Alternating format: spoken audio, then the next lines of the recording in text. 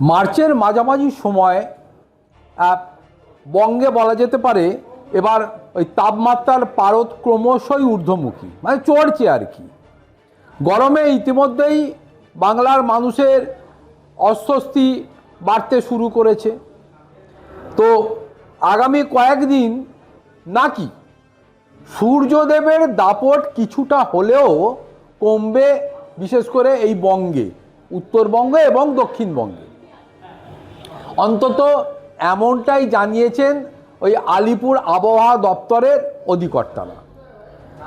মোটামুটি সব দিক ঠিকঠাক থাকলে বৃষ্টির সম্ভাবনা রয়েছে, সঙ্গে নাকি ঝোড়ো বাতাসও বইবে। উত্তরবঙ্গে রীতিমতো দুর্যোগ থাকবে। দার্জিলিং, কালিম্পং, জলপাইগুড়ি, কোচবিহার, আলিপুরদুয়ার জেলাগুলিতেও ভারী থেকে অতি ভারী বৃষ্টির সম্ভাবনা আছে, এমনকি সেখানে ঝোড়ো হাওয়াও বইবার কথা আছে। আবহাওয়া দপ্তর সূত্রে খবর, উত্তরবঙ্গের 5 জেলায় আগাম 6 দিন দুর্যোগ থাকতে পারে এবং বলা হচ্ছে যে এই দক্ষিণবঙ্গ থেকে উত্তরবঙ্গ পর্যন্ত একটি অক্ষরেখা তৈরি হয়েছে নিম্নচাপের, যে অক্ষরেখার ফলে উত্তরবঙ্গে ভারী থেকে অতি ভারী বৃষ্টি এবং দক্ষিণবঙ্গে মাঝারি থেকে ভারী বৃষ্টির সম্ভাবনা, সঙ্গে ঝোড়ো হাওয়া। উত্তরবঙ্গে 13 তারিখের মধ্যে জলপাইগুড়ি, দার্জিলিং, আলিপুরদুয়ারে ভারী বৃষ্টির সম্ভাবনা রয়েছে। বৃষ্টির ফলে আগামী 2 থেকে 3 দিনের তাপমাত্রা অনেকটাই কমবে বলেও ইতিমধ্যে জানানো হয়েছে। সপ্তাহান্তে আকাশ আংশিক মেঘলা থাকবে। এছাড়া বীরভূম, মুর্শিদাবাদ, নদিয়ায় শুক্রবার, শনিবার বজ্র বিদ্যুৎ সহ বৃষ্টির সম্ভাবনা রয়েছে।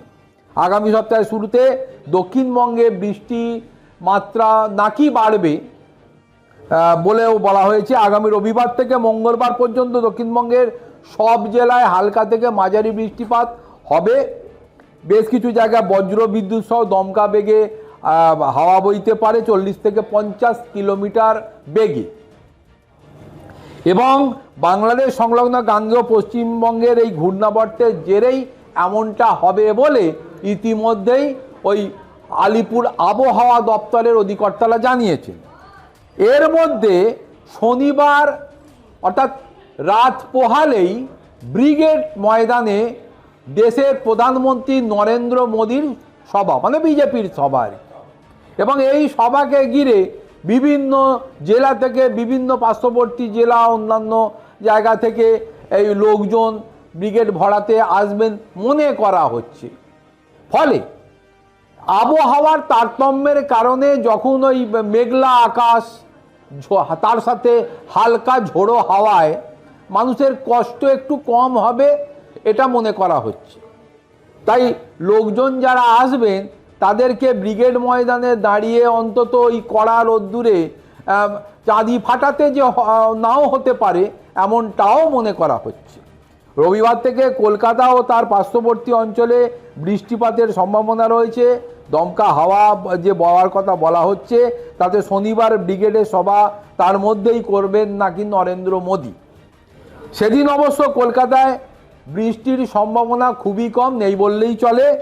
তবে প্রধানমন্ত্রীর সভায় যোগ দিতে রাজ্যের নানা প্রান্ত থেকে যে মানুষজন আসবেন তাদেরকে পরের দিন অর্থাৎ রবিবার মধ্যে যদি তারা ব্যাক করে যেতে না পারেন তাহলে হয়তো ওই ভারী বা মাঝারি থেকে ভারী বৃষ্টির মধ্যে ভিজতে হতে পারে।